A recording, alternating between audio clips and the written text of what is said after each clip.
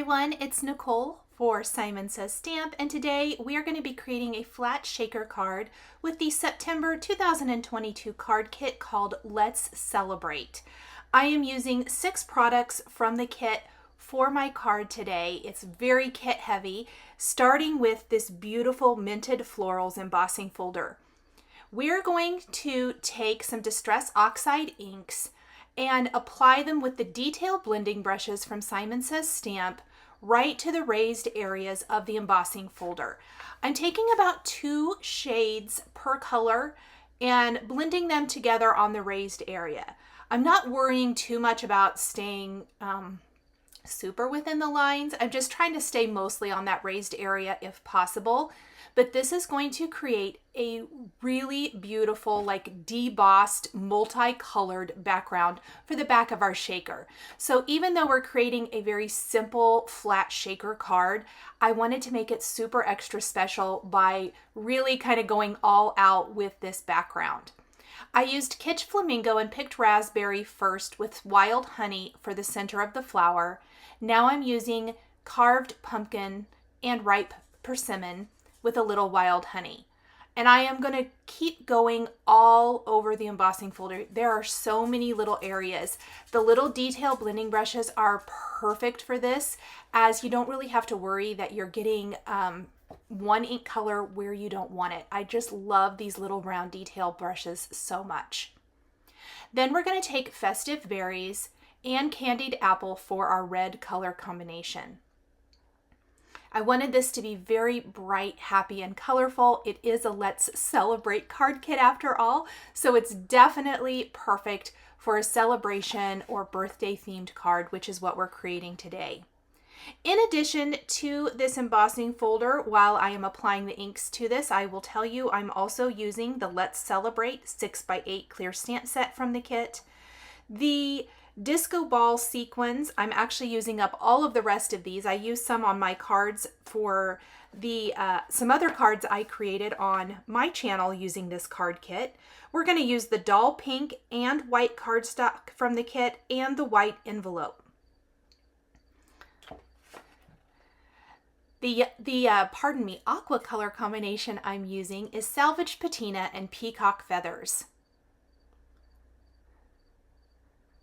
As I try to do a large flower in one of these color combinations, I try to fill in some of the smaller ones as well. Finally, we're going to use Shaded Lilac and Wilted Violet for our purple. So pretty. And then there's quite a few flowers that I see I missed. I kind of started out guessing, and I'm going to need to go ahead and grab, my blending brushes and apply color to some of those smaller flowers. Cleaning the embossing folder is super easy. I literally ran it under some warm water. I didn't even have to use soap, and then I just let it air dry, or you can wipe it dry right away. Distress Oxide inks are going to be so forgiving. They're not going to stain it. And so that is what I did. I did choose to use Distress inks as I felt like they would stay wet longer for this technique since I'm applying so many different colors. Oh, and I did forget, I did choose to do a big yellow flower. I pulled in a little fossilized amber with my wild honey for that one and used some carved pumpkin or ripe persimmon for the center of that particular flower. I felt like that gave me a little bit better balance. Next, I am going to take a 4 1/4 by 5.5 inch panel of smooth white cardstock. I am using the 110 pound weight solar white cardstock included in the kit, and I'm going to place that right over the inked area very, very carefully. And I'm going to hold it in place, shut my embossing folder because I definitely don't want it to shift and move around since I've applied ink to it. And we're going to run it through the Spellbinders die cutting machine. I have gotten quite a few questions on how I do this. I am not saying this is right at all. Oh, real quick, I did spritz this off camera. I didn't want to get my work surface messy with a mini mister just to reactivate any of that ink that might have started to dry, although I don't think it did. And I did not over spritz this at all. But I get a lot of questions on how I use these 3D embossing folders. What I have found works for me that doesn't break my machine is I take the Spellbinders platform and I simply use the cardstock backer as a shim on top of the embossing folder. So I have the Spellbinders platform, my embossing folder, and then the cardstock backer that comes from the embossing folder as my shim. Look how pretty that is. I even like that it's not super perfect. I'm going to set that aside, and it leaves you with a really pretty, colorful, debossed kind of look. I have some packaging here just from a stamp set or something. I tend to kind of keep some of the bigger pieces of packaging I get to make flat shaker panels with. So I am cutting this down probably about a 1/2 inch bigger than what I need on all sides. I will be trimming my background down to just slightly smaller than A2 size. I cut about 1/8 of an inch only from one side and the other. That's just so that it fits on the front of my A2 card a little bit bigger. It really is almost an edge to edge A2 size, but I'm allowing a little bit of give for that wraparound. Then I'm using my background as a guide, but I have the happy birthday greeting from the Let's Celebrate stamp set that I'm going to position on my plastic or my cellophane, whatever. Sorry, it's not really plastic, but my clear cover for my flat shaker. I love this big, bold happy birthday, and my go-to usually is white, and I will tell you I did white. It did not show up. So we are going to go to black StazOn ink, and I am going to ink it up with the black StazOn and stamp this right on my clear shaker cover. I am purposely going to leave my mistake in because I want to show you how to fix it. I stamped with jet black StazOn ink, and as you can see, part of my greeting didn't stamp. And I don't want to throw away this whole plastic cover. Did you know that if you take some stamp cleaner and like a dry cloth or a paper towel, you can wipe away the StazOn ink? This is just the Simon Says stamp cleaner. I didn't even use StazOn cleaner to get it off. And I'm going to wipe it clean. I'm going to make sure it's really clean and dry, and I'm going to reuse it. So if you ever make a mistake when you're stamping on acetate, when you're stamping on the clear packaging like I'm doing here today or whatever it is, try to clean it off first with some stamp cleaner, because that way you're not ruining anything or having to, waste anything. So I stamped it again. I did re-ink my ink pad. I had not used my jet black StazOn in a while, and that did make it stamp much, much nicer, as you can see here. Next, I'm going to take the red line tape from Simon Says Stamp. This is the 1/4 inch wide. I'm going to use the wider here today. I left plenty of extra on my packaging, and I am going to place this on the 2 long edges of my background panel first. I would suggest using your background panel and not the plastic packaging or the clear packaging, because it's a lot easier to get it on your cardstock. I'm going to go ahead and just peel a tiny little bit because I used words. I need this to be lined up perfectly. Normally, I probably would have it adhered something right over the top before stamping if I was doing a flat background, but because this has embossing or debossing, I was afraid it wouldn't stamp very nice, so I removed it to stamp, or I didn't adhere it first to stamp. So I'm going to adhere one side, and when that's straight, I'm going to go ahead and remove the second side. And I want to get that really nice and tight. Flat shakers are so amazing as they do not create that extra bulk, but you still get the so much fun of the shaker type of card. Then on the bottom, I am going to notch the 2 corners so nothing sticks out from the side before I place my red tape along the bottom and seal it shut. We're going to leave the top open for now. I am going to go ahead and put my red tape down, but I'm going to leave it open so that I can filter in my disco ball sequins from the card kit. And again, I like to just use like the sharp tip of my scissors or the Spellbinders Tool-in-One to lift up the edge of the tape. It's super sticky, so it's going to be really nice and strong.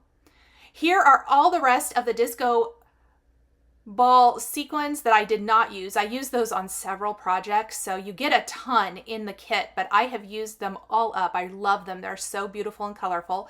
I'm going to just filter those into my shaker and notch the corners of the top flap, fold that over to secure it, and look at that beautiful flat shaker card with the gorgeous multicolored inked background. The debossing inside is so much fun. Now, because the back of this is super textured, I am using the embossed area, was the back of the card for this one. I am going to use the same red tape as my strong adhesive to adhere this to a white top fold card base from Simon Says Stamp. Their card bases are my absolute favorite. I love that they're pre-cut and scored, and I use them for all of my card making. So we're going to simply remove our red tape, pop this right onto our card base. And you can see that by trimming off 1/8 of an inch from the long side and a short side, it doesn't remove a whole lot. It doesn't leave a huge border, but it does give our panel a little bit of give. Included in the kit is a sheet of dull pink cardstock. I trimmed it down to just 1/4 of the sheet to place in my mini MISTI. I'm going to prep the cardstock with the Rabbit Hole Designs powder tool and then stamp Older and Wiser, That's You, Happy Birthday from the Let's Celebrate stamp set using the Simon Says Stamp clear embossing ink, sprinkling on the white embossing powder, and then heat setting with my heat tool. I'm loving this Rabbit Hole Designs powder tool. It's my absolute favorite. I always use a powder tool when I am embossing to hopefully get the crispest, cleanest image possible. Now, all powder tools are going to leave a residue, so once that embossing has cooled after you've heat set it, go ahead and buff away the excess powder with a dry, clean cloth, paper towel, or even your finger. I'm going to take the largest, or not the largest, maybe the second largest, I think, sentiment label die from Simon Says Stamp that fits this particular sentiment the best. And using the Simon Says Stamp low tack tape, I am going to tape my sentiment label die in place over my greeting and run it through my die cutting machine to create my little label to place under the large greeting. I always love the combination of a big, bold greeting, whether it's big and bold like what we're using today or a large script greeting, whatever the case may be. I like to line it up with one side of the sentiment, run it through, and then I'm going to flip it around, line it up with the other side, even though it did give me a little bit of trouble. So let's just lay it on our platform. And then I simply run it through only far enough that it just catches that little end, and that is how I get a perfectly cut sentiment strip. I really like how it looks so professional. I'm going to take the same red tape and place it on the back of the strip. I find that this is so super strong, and I'm not going to have to worry that maybe the adhesive will pop off of my clear packaging cover. We're going to adhere this right underneath the happy birthday, and that is going to finish off our card. Something I have really been loving to do lately is create coordinating envelopes to match my cards, and this is going to be a great opportunity to do that.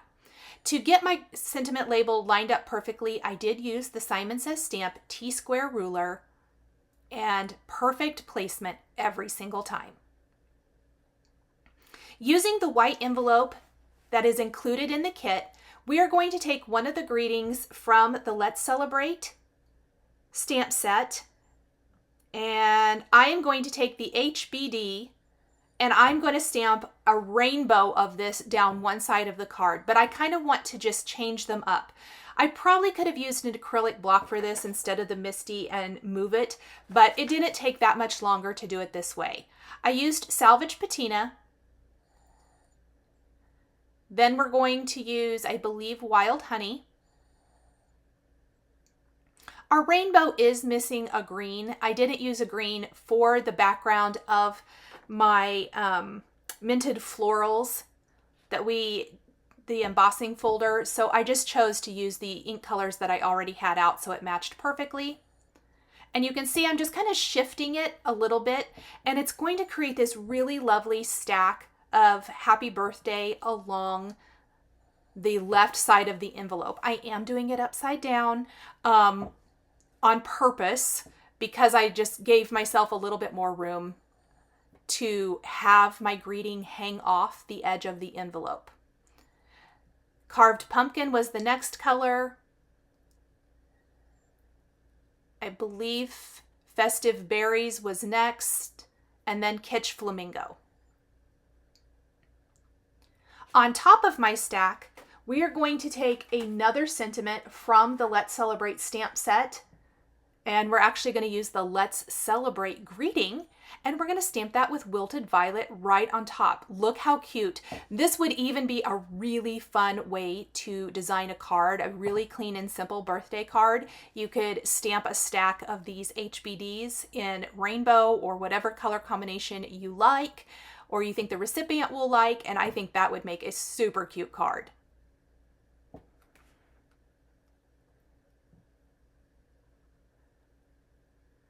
We'll go ahead and clean up our stamp, put it away, and then I will show you the set together. I love how the envelope perfectly matches our card. Flat shakers are so much fun. I hope this has inspired you to try a flat shaker if you haven't already. They are super easy to mail, but you still get that great shaker movement and interactive feel that we all love on our cards. Thank you so much for joining me today for this card created using the Let's Celebrate September 2022 card kit. The supplies are listed and linked below the video here on YouTube for your convenience. Thanks for watching, and we'll see you next time.